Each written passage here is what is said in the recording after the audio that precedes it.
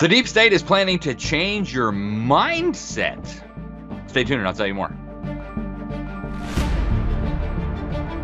See, and here we thought the Great Reset was just about changing our companies, our laws, our businesses, our economy, the social contract, and everything else. Turns out even what's between your ears is not safe from these totalitarian New World Order deep state fanatics. I want to show you Klaus Schwab, the front man for the Great Reset. The Great Reset, as he calls it. We must have a Great Reset, as Klaus Schwab says. And listen to this guy. I mean, this is bonkers, okay? It's not enough to just do all these things to you. You even have to think the way they want you to think. Listen to this clown. Today is the beginning of a global mobilization effort to rally all forces behind this Great Reset initiative. And we have seen all the support during this session. We do not want to do just patchwork on our old system. It's not enough to change a few policies to address short-term issues. What we need is a change of mindsets. It came out in the discussion of business models, of lifestyles, in order to achieve a more cohesive, more collaborative, more resilient world. Now, this whole craziness comes even as top Biden people are being exposed using propaganda and nudging and other manipulation to manipulate us, to change our view, to change our worldview. And they've been doing this for a long, long time, folks. Just this very, very recently, like last week, social media influencer Preston Moore came out and publicly revealed that he was offered $400 by a George Soros-funded front group run by a former Obama administration official, a former senior Obama administration official, to put out disinformation about Trump and to claim that Trump was engaged in a criminal conspiracy and that MAGA Republicans are a dangerous threat to America. And this guy's not a Trump supporter, by the way, but listen to Preston Moore talk about what he was offered by this former Obama administration official who describes himself as the chief propagandist of the U.S. government during that time. Listen to this craziness.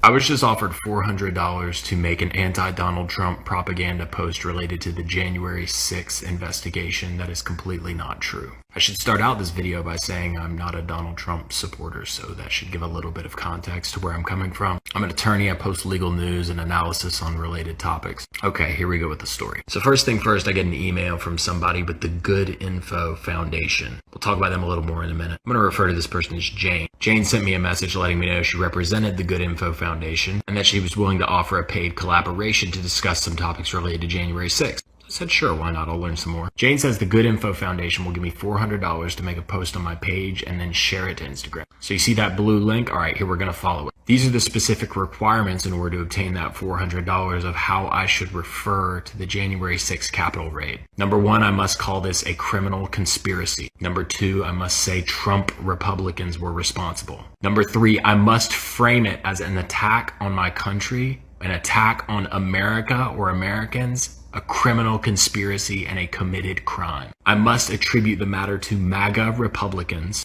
I must make clear that this was ongoing and unresolved. And most importantly, that I must channel all of this unto the manipulation of voter agencies so that I could turn their anger around this event into defiance that would make people more likely to vote in midterms. And the thing that struck me the most was this part, where I was told to talk about the aspects of the Trump campaign's plan. And I was supposed to say that the Trump campaign paid literally millions of dollars to make January 6th happen.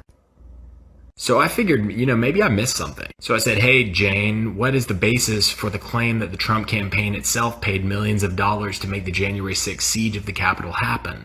Jane doesn't answer the question. Hi, Preston, if you don't want to state that in the video, it's fine. You don't have to use all the bullet points provided. So I kept going. Sure, I'm just wondering if there's support for that claim. Jane doesn't answer again. Let me know if you are interested and the rate works for you. Thanks so much. I'm not interested and the rate doesn't work for me. This is the Good Info Foundation. They boast on their homepage that good information is the lifeblood of a democracy. All right, so the guy who runs this Good Information Foundation, they claim to be combating disinformation, even though they're literally trying to pay people to put out disinformation. His name's Rick Stengel. He was the former undersecretary during the Obama administration, former undersecretary of state during the Obama administration. And yeah, this is crazy, folks. He's sitting at the Council on Foreign Relations, which tells Hillary Clinton what she should be doing and how she should think about the future. But it's good to have an outpost of the council right here down the street from the State Department. We get a lot of advice from the council, so this will mean I won't have as far to go to be told what we should be doing and how we should think about the future. So now back to Rick Stengel. Here he is bragging at the Council on Foreign Relations. And if you haven't watched our episode on the Council on Foreign Relations, go back and watch it. It's like deep state headquarters in America. But here's Rick Stengel bragging about how he is the chief propagandist of the U.S. government and how it's important to propagandize the American people. Listen to this craziness. So you'll be the last question, but I just want to weigh in on that for 1 second. So there's another word for master narratives. It's called history. Basically, every country creates their own narrative story. And you know, my old job at the State Department was what people used to joke as the chief propagandist job. We haven't talked about propaganda. Propaganda, I'm not against propaganda. Every country does it, and they have to do it to their own population. And I don't necessarily think it's that awful. And this idea of a news cartel, I mean, I was editor of Time in 2012 during that election, and I remember, you know, you're competing against cartels and everybody. I remember being on a panel with the then editor of the New York Times who said, it's really hard to break through these days. This is the editor of the New York Times saying it's hard to break through. I wanted to jump off the platform. Like, what's it like for the rest of everybody? So, I mean, there are cartels, but cartels don't have hegemony like they used to. All righty, folks. Now, before we get into this propaganda and this nudging and this behavior modification a little bit more deeply, just to be clear, the CFR is not just a Democrat deep state headquarters. It's also for Republicrats, neocons, rhinos, globalists. Here's Dick Cheney, who's the director of the Council on Foreign Relations, bragging about this. Listen. It's good to be back at the Council on Foreign Relations. As Pete mentioned, I've been a member for a long time and was actually a director for some period of time. I never mentioned that when I was campaigning for re-election back home in Wyoming. All right. So let's take a look at this, folks, because this effort to propagandize and manipulate Americans goes back quite a while. Of course, the fascist social media companies have been doing that big time. But in 2013, we found out that the Obama administration was undertaking a program to nudge, as they put it, Americans to support bigger government, more intrusive government, and to change our behavior and our views to suit the whims of this cartel, this cabal, if you will, the deep state in Washington, D.C. They actually took a page out of the British government. They were doing similar things. They had a behavioral insights team, and of course they had that at the White House during the Obama administration. We got official documents about this where they were really bragging about how they were going to modify our behavior, folks.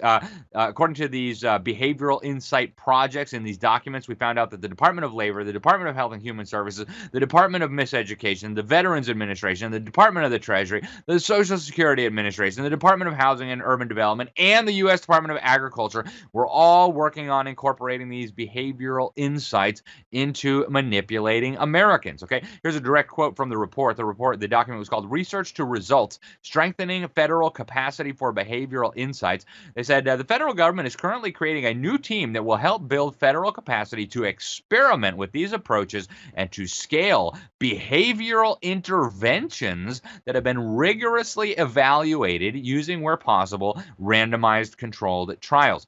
Folks, understand what they're talking about here. They're talking about manipulating you. They're talking about behavior modification, manipulating you without you even realizing that you're being manipulated, okay? They go on to say in this document, a growing body of evidence suggests that insights from social and behavioral sciences can be used to help design public policies that work better, cost less, and help people achieve their goals. What they really mean is help people submit to deep state goals.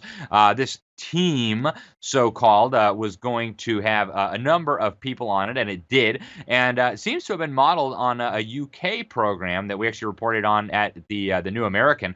According to a document on this, they say the practice of using behavioral insights to inform policy has seen success overseas. Okay, in 2010, UK Prime Minister David Cameron commissioned the Behavioral Insights Team, which brought through a process of rapid iterative experimentation, test, learn, adapt, and has identified and tested interventions that will further advance the priorities of the British government, which of course they really mean the deep state, right? So they're talking about behavior modification to get you to comply with what the government wants you to comply with, really what the deep state wants you to comply with, without you ever even realizing that you have been nudged. They called this the nudge unit, and according to the website of this thing, it says that it's going to apply insights from academic research in behavioral economics and psychology to public policy and services. It says it works with almost every government department and even local authorities, and in developing proposals and testing them empirically across the full spectrum of government policy.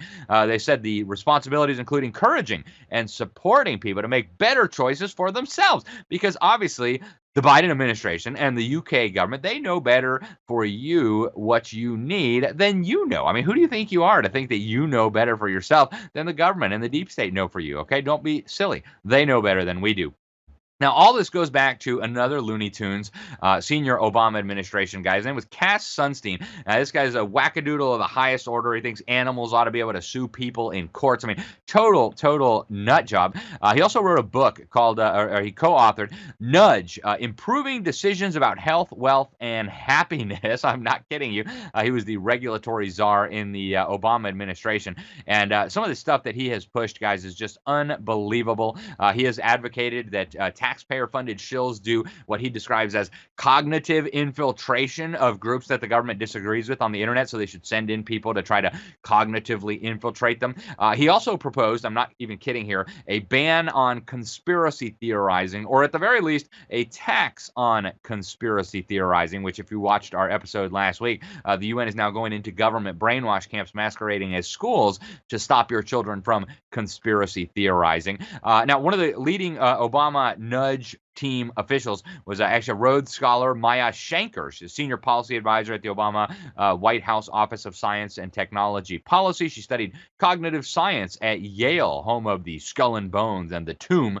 And that office, of course, which was leading this program, was run by John Holdren. Now, John Holdren, if you remember, was the lunatic who thought that forced abortions and putting sterilizing agents in the water supply would be a good idea to solve overpopulation. He even thought it would be constitutional.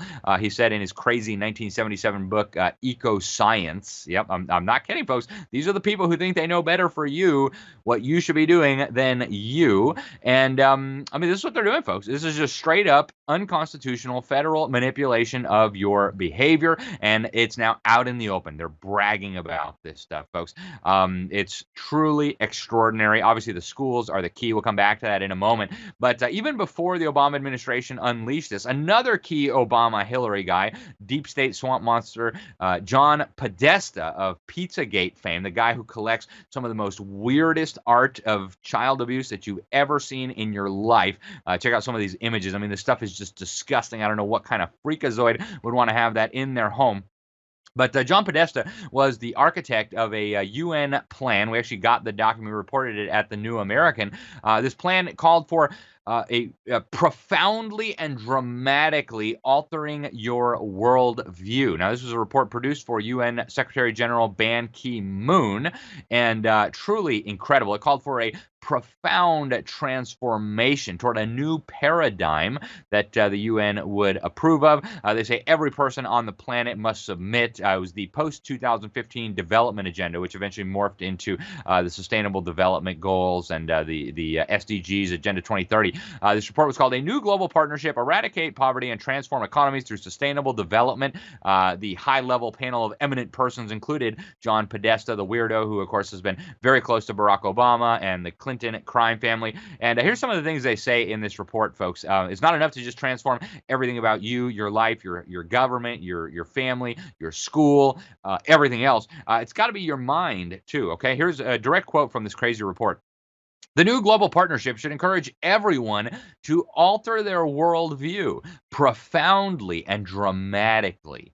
Okay, frankly, I have a biblical worldview, and there's nothing that the UN will do to alter the biblical worldview that I possess, and I'm very proud of my biblical worldview. Also, they go on to say that a renewed global partnership will require a new spirit from national leaders, but also, no less important, it will require many others to adopt new mindsets and change their behavior.